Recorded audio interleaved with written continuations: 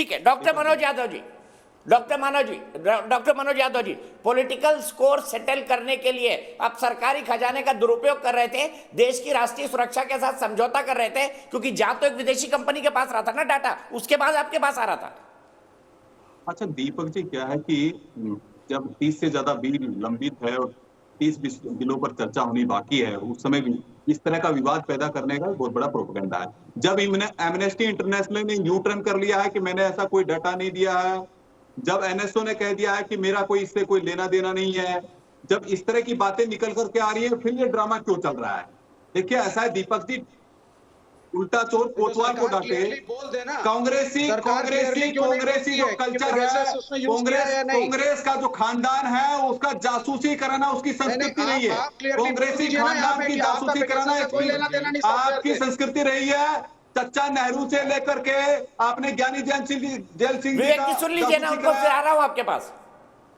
ज्ञानी जेल सिंह जी का आपने देखा कि किस तरह से राजीव गांधी किस तरह से जासूसी करा रहे थे, मनमोहन सिंह जी किस तरह जासूसी करा रहे थे, प्रणब मुखर्जी किस तरह जासूसी करा, प्रणब मुखर्जी जी की किस तरह जासूसी हुई, और यहाँ तक कि पायलट क्या तरीका है, क्या तरीका है? ये चीनी एजेंट को कहां से पकड़ लाया?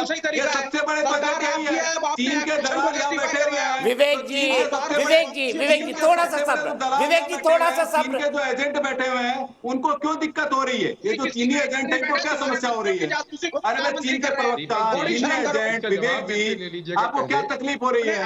सुन लीजिए, अरे सुन लीजिए भाई।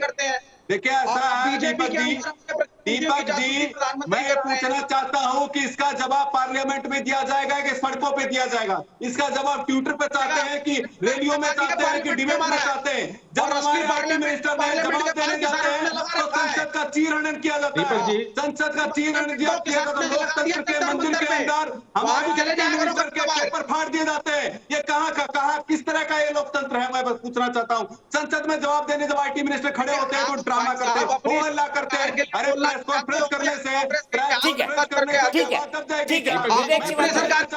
विवेक श्रीवास्तव जी एक मिनट विवेक श्रीवास्तव जी एक पास में कोई लिंक है तो दीजिए।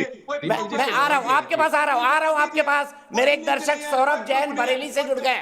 सौरभ मुझे बताइए, क्या आपको लगता है ये जासूसी हुई है? सर पहले तो मैं ये कहना चाहूंगा कि ये मुद्दा ही नहीं बनता है। देखिए पूर्व काल से ही राजा महाराजाओं के काल से ही जो है हैकिंग की, जो जिसको हम हैकिंग कह रहे हैं उसे जासूसी कहा जाता था, और नर्तकियों को भेजा जाता था और जासूसों को भेजा जाता था, विषकन्याओं को भेजा जाता था, वहां की सूचनाओं को लाने ले जाने का काम होता था। ये देश के आपस की बातचीत होती थी, देश के आपस के मुद्दे होते थे। लेकिन विपक्ष ने ये जो मुद्दा इस समय उठाया, ये भी बहुत प्रारंभिक दौर में, अगर हम अंतरराष्ट्रीय स्तर पर देखें तो फ्रेंच पत्रकार लीनाग ब्रेडा ने इस मामले को उठाया है, और उनकी आपत्ति पर हमें गौर करना चाहिए। उनकी आपत्ति प्राइवेटाइजेशन को लेकर, मतलब निजीकरण को लेकर है। उनकी आपत्ति की हमारी निजी जानकारी को लेने का काम किया गया है, जबकि और उनकी आपत्ति किसी बात को लेकर नहीं है, किसी भी सुरक्षा को लेकर नहीं है। हमारे देश में आईटी एक्ट जो है 2000 के सेक्शन 69 और टेलीग्राफ एक्ट 1985 के सेक्शन 5 में सरकार को पूरा अधिकार है कि वो सर्विलांस के जरिए ये सारी सूचनाएं इकट्ठी करे जो देश की अखंडता, सुरक्षा और रक्षा से जुड़ी होनी चाहिए। और अगर किसी को कोई दिक्कत है तो वो आईटी की सेक्शन 43 और सेक्शन 66 के तहत शिकायत कर सकता है। लेकिन सर मेरा यह कहना है कि अभी भारत में जो 38 पत्रकारों के 3 प्रमुख वाजिब बात सौरभ, बस मेरे पास आपके लिए वक्त इतना ही है।